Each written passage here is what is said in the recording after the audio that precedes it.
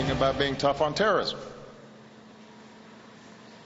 Actually be tough on terrorism and stop making it easy as possible for terrorists to buy assault weapons.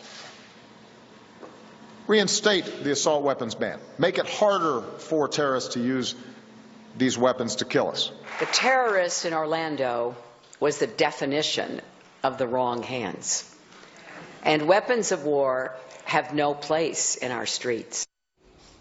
All right, that was the President, Hillary Clinton, earlier today, using the terror attacks in Orlando to push their anti-gun agenda. Clearly, they don't get it. Joining us now, Milwaukee County Sheriff David Clarke, former NYPD Detective Bo Dittle, and President of Crime Prevention Research Center, John Lott. Here's what I don't understand, John. So let me see if I get this straight. This is the same president, same Secretary of State that negotiated with the #1 state sponsor of terror, end up giving them $150 billion to spin their centrifuges and make nuclear weapons, the same people that gave the former head of the Muslim Brotherhood F-16s, tanks, and $1 billion, the guy that referred to Israelis as descendants of apes and pigs, and they're worried about Bo Dittle and Sean Hannity and John Lott having a pistol? Right. Seriously? I mean, with that much money, they're going to be able to get all sorts of weapons to terrorists, no matter what type of security that you put in there. I mean, I just don't understand.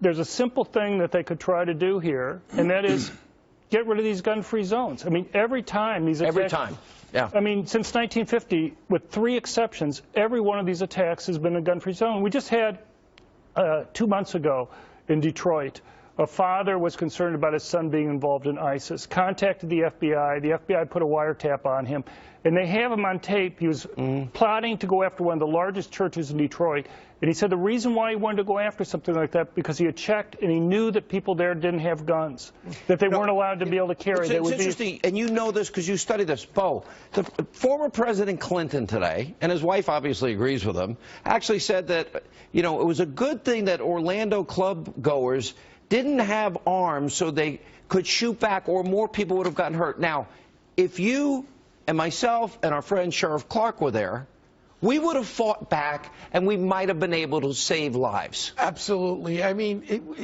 I listened to the president today and I really got sick. The fact of the matter, ISIS says, kill infidels any way you can. Use your Ford 150, whatever you have to do. Look what happened in Paris just yesterday, where they killed the cop and his wife, and they stabbed them to death. You know what they'll do? If they can't get their hands on a gun, they'll use a fertilizer bomb. They're going to kill us. They have the strongest gun control laws in the entire world. Look what happened. All the weapons in France last year that were used in the 4 attacks, all of them were illegal. Let me go to Sheriff Their Clarke. beliefs are to kill the infidels. End Sheriff, of story. If I'm in San Bernardino, if I'm in Orlando or Chattanooga, if I'm anywhere where there's a terror attack, I would really like it, and I don't mean this in a bad way, that somebody like yourself is there, or somebody like myself who's carried a firearm my entire adult life, or Bo Dittle. Because I believe at least we'd have a chance when they drop their clip to get them and prevent death. Sean, there's a reason why the symbol of the Democratic Party is a jackass, because they're not real smart. After listening to President Obama and Mrs. Bill Clinton with those foolish statements, you know, it's their automatic default. You know that, Sean. They drag this thing out there, one-trick pony.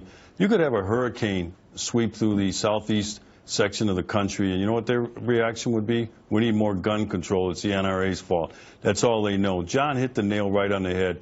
Gun-free zones are killing fields. When you have a gun-free zone, you are leading people to slaughter. Now, in the case of a nightclub, it's a little different because you have people drinking. Some people are inebriated. You got to be a little careful about allowing people to go armed in an intoxicated state. However, what they could have done and should have done, even in hindsight, is they should have had armed security on the premise, because I'm telling you right now that death toll would have been a lot lower had there been armed security to counter that thing until the police got there. There are 40 states that allow people to carry perma-concealed handguns in bars.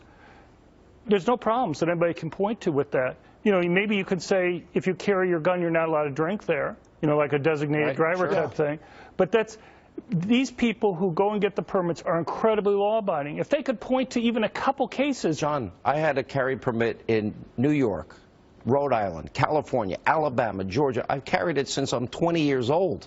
And I was trained, I was a marksman better than Bo at the age of 11. But you know what? I'm kidding, by the way. The problem here again is, let's look at our inner cities, Baltimore, Chicago, where we have the highest murder rates. These guns are the illegal guns killing our minority children in our cities. It's horrible. And I don't hear a damn word out of Obama's mouth about the deaths in his hometown of Chicago. And I get angry when he talks like that. Last word, Sheriff Clarke.